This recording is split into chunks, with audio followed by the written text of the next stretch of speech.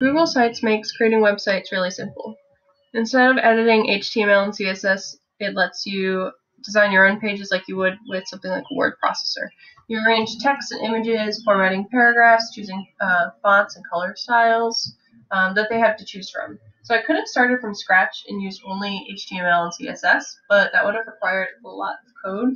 So Google Sites provides me with this template and tools that they have to offer me, which greatly simplifies the whole process of making a website. My own website, Open Source Software, is stored on Google's server, which I can access by going to sites.google.com. Within my site, there are 6 pages, and these are on the side. We're at Home, in white, because we're at it, Purpose, Impact, Technical Aspects, Relationship to Data, and References. Each of these pages has their own URL, which is the URL of the website plus the name of the page. So right here, and then we have Home at the end. When I edit a page and save it, the URL stays the same, but the layout of the page is changed. Anyone with a URL can see my site, but only me with a Google account can edit it. The images on the home page and the background image were made using the image editing website Pixlr, which is also free. It's similar to programs like Photoshop, letting you layer multiple images, draw shapes, and apply effects. The logo that I have actually is on a transparent background with a shape and some text, which I placed on the banner, which is right here. I designed that banner to have the same width as the page so everything looked nice and organized.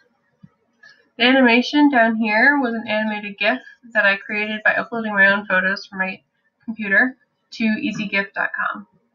The background that was applied to each page right here, you can see, was also made in Pixlr using layered images such as these penguins that I actually cut out and layered on top of another image. And then finally I had to really decrease the contrast so that my text would be legible. And the last image on my home page is this open source initiative, the logo from their website, which is really helpful, and I'm about to talk about it on my purpose page. First, I'm going to indicate the name of the innovation, which is open source software, and give you a description of its intended purpose and things that it created and innovations that it made possible. So basically the purpose of open source software is explained best by the Open Source Institute, which is the main authority on all things open source. Basically, the goal is to have a process similar to scientific peer review incorporated into software development. Because open source projects provide total transparency, problems can be more quickly found and corrected. The result, hopefully, is software that not only costs less and allows more freedom, but performs better and is better attuned to the needs of its users. The promise of open source is higher quality, better reliability, greater flexibility, and lower cost. As said by Nathan Seidel at the Red Hat Summit, a self-proclaimed pioneer in open source software. Impact of open source software. First, let's talk about the benefits or harmful effects of the innovation. Open source model has had great impact on how software is developed, as people from different places can work together on projects without worrying about keeping code secret or non-disclosure agreements. Plus, communities that have formed around open source initiative provide a platform that encourages and supports developers worldwide. I also found that the open source projects continue to be useful for developers long after software falls out of use, because it might lay the groundwork for some new applications. Explain the impact of the innovation that it's had on society, economy, and culture. In terms of social specifically, the impact of open source, it's an important alternative to proprietary software that could be outside of someone's budget, so beneficial economically, or it simply just doesn't do what someone needs it to do. For this reason, open source software really contributes to the overall creative output, productivity, and general happiness of our societies. Young people in particular may be most interested in going to open source, as this graph that I have made shows. This data was collected from a survey of my class and is at the bottom of the page right here. Finally, we're going to indicate a field that is outside of this classroom where this has the potential to impact. I think research science is one of the fields that has benefited most from open source software. Because research demands very specific applications, proprietary software is often not the best option. Plus, once researchers have developed a useful piece of software, making it open source allows future scientists to further modify and expand on their work. Student researchers, too, benefit from not having to pay for what is sometimes very expensive proprietary apps. Down here we have a graph that I've included detailing the use of open source across different countries, UK, Canada, US, Germany, and France, and for specifically what purposes they use open source for. It actually looks like France is one of the leaders in using open source for different applications. Below this, I've included a video of open source. Here it is.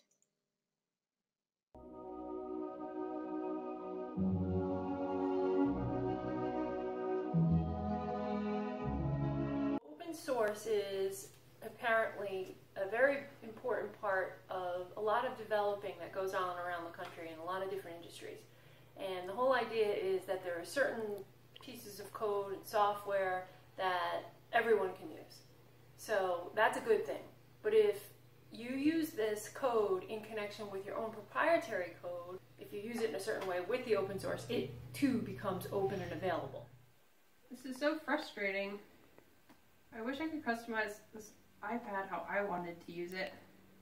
It's so restrictive. I wish there was an alternative to this software that gave me more freedom. Oh, my Android. I forgot how I customize this exactly how I want it. I'm going to check the news today. It's so easy. On from Impact to Technical Aspects page. First question, we're going to describe how a user interacts with open source software. And it's actually complicated because open source encompasses an infinite range of software, all of which involve different interactions. So web browsers, word processors, and even operating systems are all commonly used open source examples, and each is unique in how the user interacts with it. Lots of people are probably not aware that the program that they are using is open source. For instance, people use the Apache web server, which is an early example of open source software. Without it, you wouldn't be able to type a URL into your web browser and load a page. So those are some examples. Next, we're going to describe how innovations technology incorporates the internet. And actually, it's the internet that has become one of the foundations for open source model. Websites like GitHub and SourceForge give developers a place to collaborate online, as well as to distribute their software and keep track of bugs and old versions. So these tools have made it easier than ever for people all around the world to create software together. But now, after technical aspects, we're going to talk about relationship to data of open source. First, we'll describe how the innovation consumes data, produces data, and or transforms it. So as far as open source development is concerned, data is source code, which may be handled in different ways. For projects which are already released or which are being developed publicly, the source code is usually hosted on a site like GitHub or Google Code and available for anyone to download and modify. For software that's not been made public yet, this data might only exist on the hard drives of a few individuals. The users of these programs will input and receive all sorts of data depending on the program. So the Apache server, for example, takes input in the form of web addresses and turns it into IP addresses, and then ultimately a web page for the user to see. Open source software is a really great way to provide transparency about data privacy and security concerns. Anyone can see exactly how their data is being used, so issues can be resolved quickly. There's no way for open source systems to hide what's happening or to do anything nefarious without it being made public. In my answer, I link an article which is very relevant to the current events in the US and raises open source as a possible solution. That link's right over here. So basically, voting systems in many states were compromised in the 2016 election. Because they relied on closed source software, there was no way for the public to know what was going on. So groups like Open Source Election Technology Institute are arguing for making these systems go open source. For more information, please visit my website listed below.